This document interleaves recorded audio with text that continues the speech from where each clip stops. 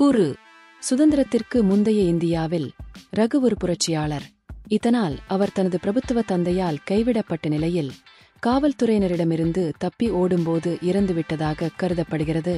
10 ஆண்டுகளுக்குப் பிறகு நில உரிமையாளர் ஒருவர் ரகுவின் மனைவியை பாலியல் பலாத்காரம் செய்ய முயன்றபோது அவளது சிறுவயது மகன் நில உரிமையாளரை பழிவாங்கும் விதமாகச் சுட்டுக் கொன்றுவிட்டு தலைமறைவாகிறான்.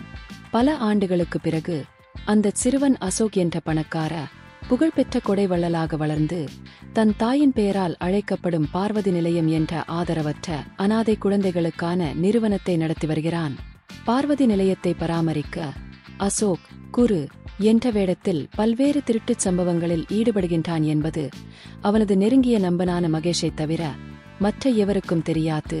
அவன் பல கொள்ளைகளில் ஈடுபடுவதனால் அவனை கைது செய்ய காவல்துறையினரால் தேடப்பட்டு வருகின்றான்.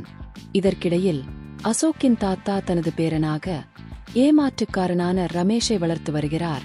அவன் குற்றச் செயல்களில் ஈடுபட்டு வருகிறான். அசோக் ஒரு உயர் போலீஸ் அதிகாரியின் மருமகள் சுஜாதாவை சந்தித்து காதலிக்கிறான். அவன் அவளுடைய காதலை வெல்ல பாடுபட்டு அதில் வெற்றியும் பெறுகிறான். அதேவேளை குருவின் வேடத்தில் அசோக் ஆயுதம் ஏந்திய ஒரு மோசமான கும்பலிடம் சிக்கித் தப்பிக்கிறான். அக்கும்பலில் ஒருவனாக ரமேஷ் இருக்கிறான். அசோக் நிகழ்வொன்றில் காணாமல் போன தனது தந்தை ரகுவை சந்திக்கிறார். அவர் இப்போது பேராசிரியராக பணிபுரிகிறார். அவர் தனது தந்தை என அசோக் அறிந்து கொள்ளவில்லை. ஆனால் அசோக் தான் தன் மகன் என அறிந்த ரகு அசோக்கை பாதுகாக்க தனது அடையாளத்தை மறைக்கிறார். சுஜாதா அசோக்கை தனது அம்மாவிடம் அறிமுகம் செய்ய வீட்டுக்கு அழைத்துச் செல்கிறாள்.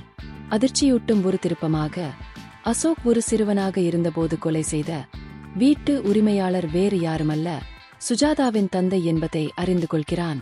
அதன்பின் சுஜாதாவை தவிர்க்கத் தொடங்குகிறான். இதனால் அவள் மனம் உடைந்து போகிறாள். இந்நிலையில் கலக்கமடைந்து விரக்தியடைந்த அசோக் பார்வதி நிலையத்தை நிரந்தரமாக பராமரிக்கும் பொறுப்பை தனது நண்பன் மகேஷிடம் ஒப்படைத்து விடுவதெனவும் தன்னை அதிலிருந்து தனிமைப்படுத்தவும் இருப்பதாக நண்பனிடம் கூறுகிறான். பார்வதி நிலையத்தை பராமரிக்க தேவையான பணத்திற்காக கண்காட்சியொன்றில் காட்சிப்படுத்த இருக்கும் பெருமதி வாய்ந்த தங்க மீனை கொள்ளையிட இறுதியாக ஒரு பெரிய திட்டத்தை தீட்டுகிறான். அவனது திட்டம் வெற்றி பெறுகிறதா இல்லையா என்பதுதான் திரைப்படத்தின் மீதி கதையாகும்.